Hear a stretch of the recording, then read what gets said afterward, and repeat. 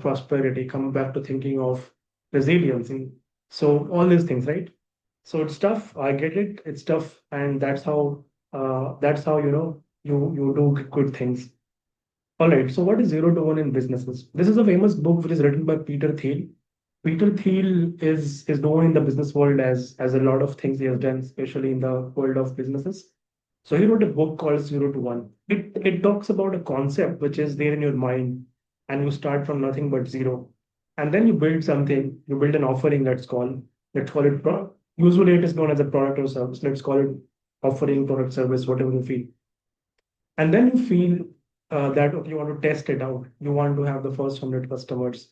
You speak to people, you speak to people and you get feedback, you improve and so on. That is how the cycle goes on. But what is 0 to 1? It's about finding that, okay, your product, your service, your offering has finally been able to get some bit of traction, which gives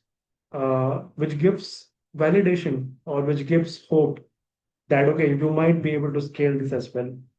Remember, any business, whether it is small or big, is wonderful because whether it is small or big, any big one was also small at some point.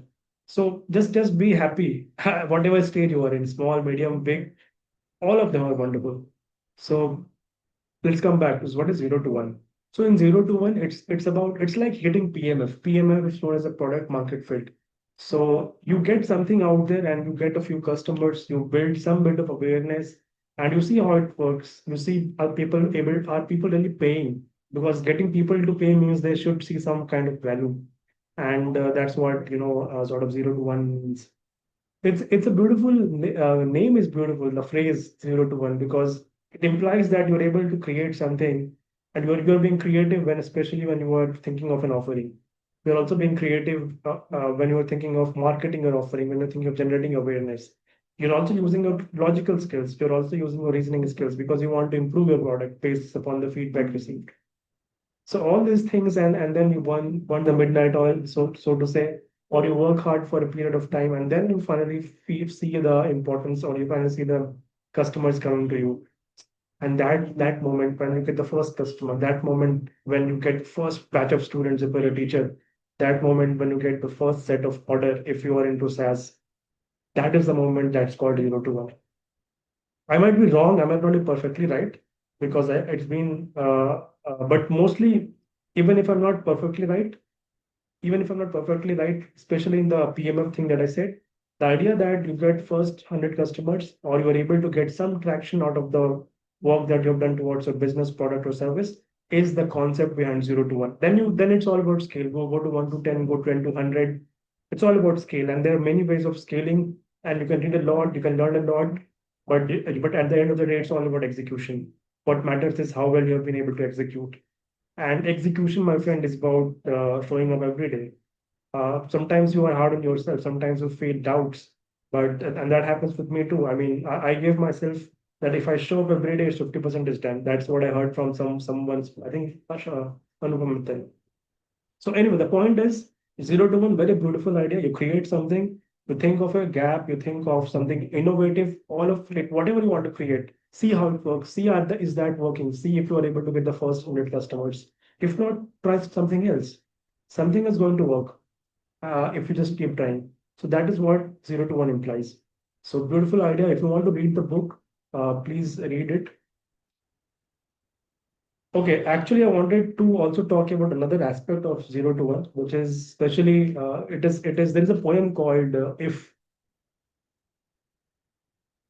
There is a beautiful poem, I think by Rudyard Kipling. It's called If. Let me just rewrite this.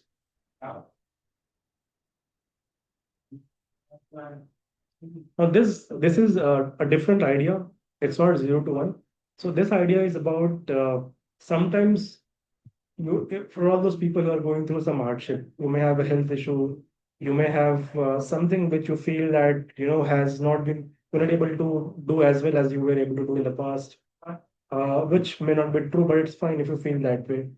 There is this poem. If please read it, please. I hope that if you're going through some hardship, it should be able to give you a lot of strength.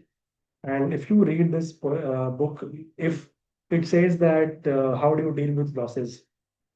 Everyone goes through losses. I know it's difficult for everyone, but this is what strengthens you. This is what builds your character. This poem talks about being level-headed in victory or in failure. Being level-headed when you're dealing with all kinds of people. And especially if you are being hated, don't give way to hating. Keep the belief in the greatness of people, even if they have not been good to you. Give them the benefit of doubt, right? So build your virtue, build your character, and you will see a lot of goodness flowing into your lives. So building your virtue, building your character, and still believing in the kindness of people, that people are fundamentally kind, good.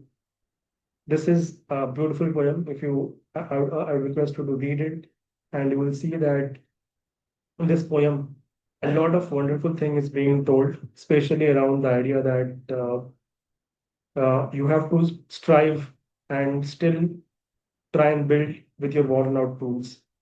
And that is a beautiful line. So I would encourage you to read and derive some strength, but get back to execution as much as you can. And that's what is important. So have a nice day. Thank you for listening.